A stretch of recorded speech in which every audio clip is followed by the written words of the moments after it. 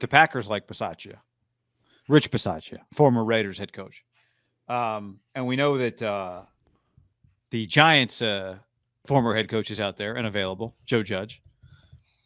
Now, I think, like special teams is one of those things that becomes highlighted only when it's bad.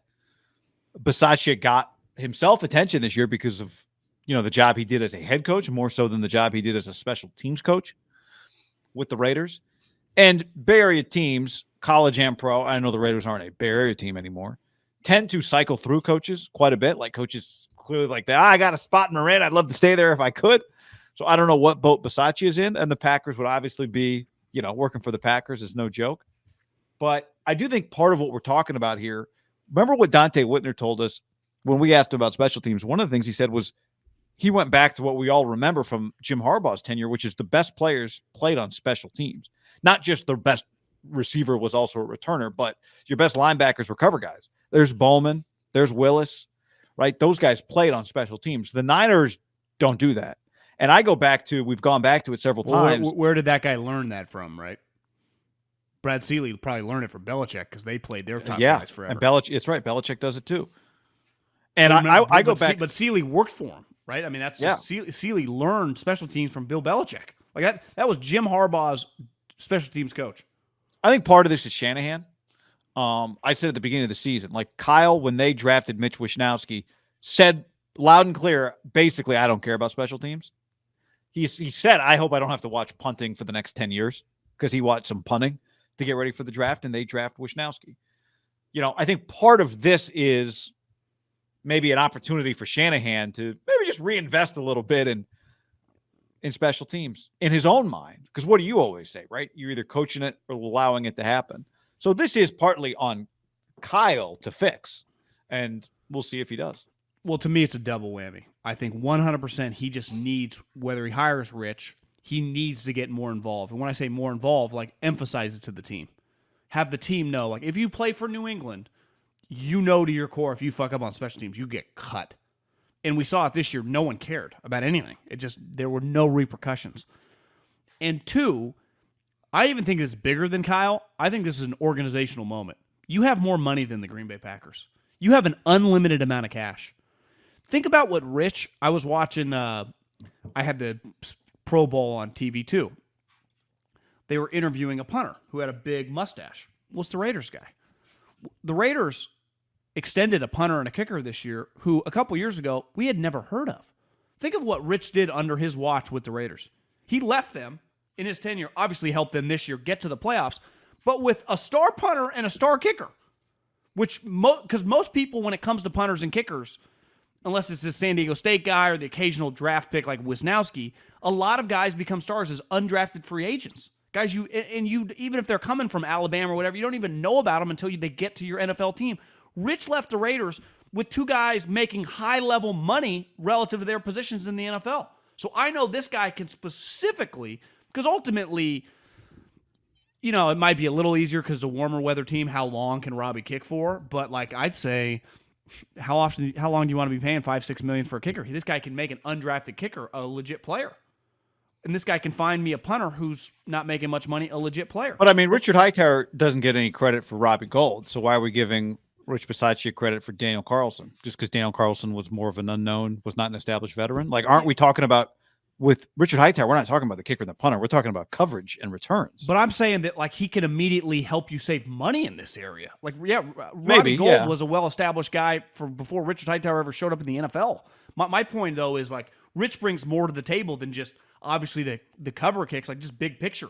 You're gonna start paying people big money. I can't be paying my punter and kicker a combined $7-8 million. I need to find some undrafted free agents. I know for a fact Richard can identify these, Rich Bisaccia can identify these guys. I think you're probably right, but if I was going to play devil's advocate, which I'm kind of inclined to do here, I'd say I think the special teams coaches, his real value comes in coverage and return scheme versus, not getting out coached in those spots. Well, 100%. Versus the production of the kicker, who tends to be a guy that works on his own and has his own personal kicking coach and all that kind of stuff, and probably produces independent of the special teams coach. More so than cover. To me, when I'm talking special teams, the first thing that comes to mind is, are you able to cover, and can you get returns? Do you know how to hit your trick plays? That kind of thing. Well, but before we even, I would agree there that ultimately the Niners, if they really want this guy, which they should, they'd be crazy not to. And Kyle's worked with him before, so they've known each other for 15 years. You can pay him more money than the Packers can. Well, my point is, like, if we're talking about Richard Hightower DVOA, the Giants were 11th. The Raiders were 21st in special teams DVOA this last year. Yeah, but I mean, most people, I don't even know what that means. I just but my point is, like, again, is Rich Bisaccia better than Joe Judge at special teams coaching? Well, I mean, do you want Joe Judge? Not really. No, I don't either. I don't want anybody starting any fights in my office. Yeah, I'm sorry, Joe Judge. But, like, I'm just saying, the idea that Rich Bisaccia is like some unicorn special teams coach. I do think he's widely considered, him and the Andy's guy Tobe, in the league for 20 plus years of being one of the better guys. A little like Rod Marinelli, the defensive line coach, is widely considered the best defensive. On a given year, his unit might not be top 10 in sacks or pressures, but it's just like, why, fuck, Tiger Woods has a down year. Again, harder to me. A lot of stuff's out of your control as a special teams coach, wouldn't you say? I would say more than an offensive or defensive coordinator, you do get the scraps. I give him a lot of credit. This is where I can truly judge him. He took two guys you'd never heard of and made a max punter and kicker. Like, I give him credit on that one. I just do, because he was one of John's big hires when John got the job. It was like, I got to have this guy. Him, and then he hired Marinelli. Like, these guys are old. They know what they're doing. And he's just a high-level guy. Like, I just like having high-level guys on my staff. Yeah, I mean, that's my point, is, like, the number one thing that's made Rich Bisaccia attractive this year is just we got to see him operate in a really unique I'd say situation. even before that, I think his just universal approval rating in the NFL as a special teams coach was extremely high, which I say would be a little rare for that position. There's like 3 or 4 guys that. Well, I think part of it that's rare, right, is the good guys. There's no real, because they don't get promoted by and large to anything else. They don't really move around that much. The really good ones. Well, he had basically just been with Gruden and Jason Garrett right before. Yeah, there's really no reason. Where are they going? Well, they just pay you a lot to just be your special teams coach. Don't go to college. You're not like, oh, I'll go to college and be a special teams coach. Well, one thing that's going viral right now, viral would be strong, but I just see a lot of people bitching and moaning about, like, why won't Russell Westbrook change? Why won't he play more defense? Why won't he start? You see, last night there was a 3-point shot in the corner. The whole place screamed, no! And he shot it. It just went viral on my timeline this morning. And this guy retweeted, he's like, I've been watching the NBA for 20 years. I've never seen a home arena scream for a guy not to shoot. Part of it is, like, I think it's fair to assume Kyle has some Russell Westbrook in him. He's not just all of a sudden it's easy to be like, why doesn't he just care more about special teams? He might truly not give a fuck and never will. Which, if that's going to be his one weakness, I can live with it. Then you got to spend, 4-year, $8 million on a special teams coach. And if you think Rich is the best one, do it. If you think Joe Judge is the best one, I think Joe, little risky, because part of his success, you would say, in New England, like, Bill is a special teams coach kind of at heart too. So, right. And it just felt like the Giants were just full of special team type players. Like, that was their whole roster. The one thing I'd say, easy to put starters on your special teams when no one's impressed with your starters. The one thing I'd say for Kyle, I do understand the hesitance to put special teams players or to put starters on special teams when you've had the injury problems that the 49ers have had in recent years. So I do get that. I do that aspect. I'm not even a huge proponent. Not putting Aziz Al-Shire on coverage, I get. Yeah, I'm not some, like, guy banging the wall of, like, Juszczyk's got to play all the teams. Can we stick Kittle in? Like, no, I'm the opposite. I like putting my shitty players in there that do not play offense or defense, that just dress for special teams, and having my special teams guy get the most out of him. Why not, try to find, like, your Matthew Slater? Yeah, I mean, I also think they got to figure out who their returner. That'd be also at the top of the list for their new guy. It's pick a return. Can we pick a returner, please? Well, you got to. I mean, I saw that they're already going to be in the mix. Cordell Patterson's a free agent. A lot of people are going to want him, right? 2 Debos on one team. Well, he already said he wants to stay in Atlanta. Why would they not want him back? I don't think it makes the Niners probably couldn't afford him.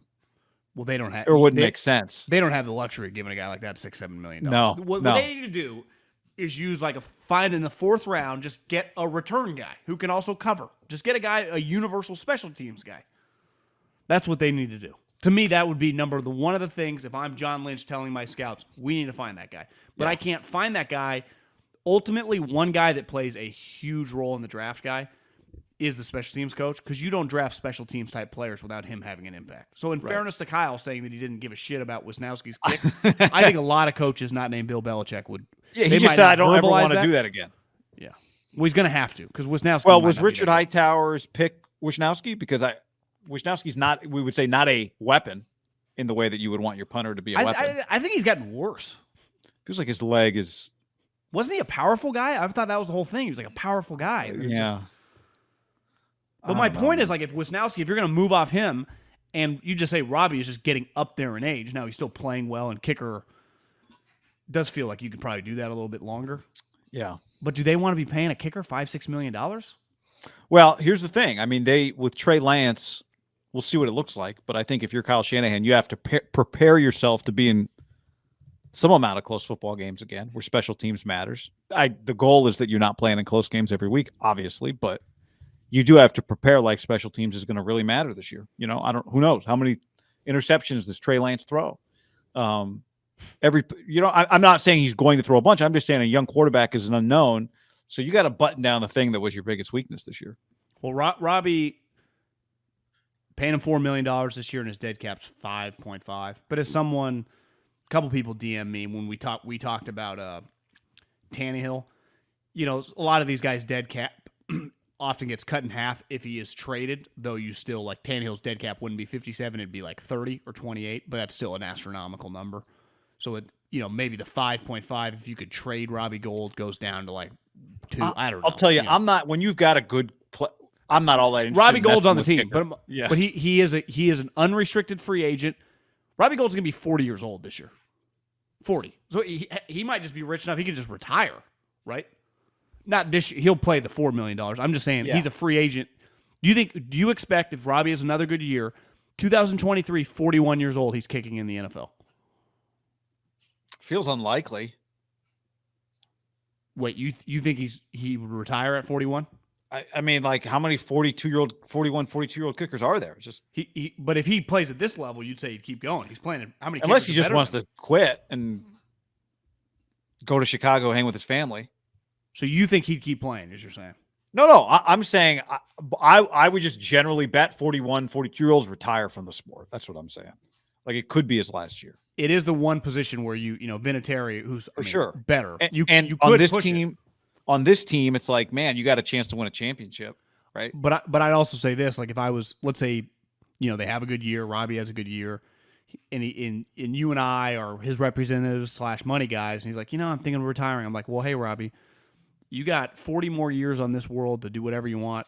The Dolphins or the Jets, they're offering you $5 million to kick. Like this, just once you get out in the real world, I'll promise you there aren't just many $5 million jobs like this anymore. If you can get that, replace AJ Feely, or just do whatever. Yeah. Who knows? There might be a team that just willing to be like, get him if he's good, still give him $4 million. But that will not be the Niners, is my point, right?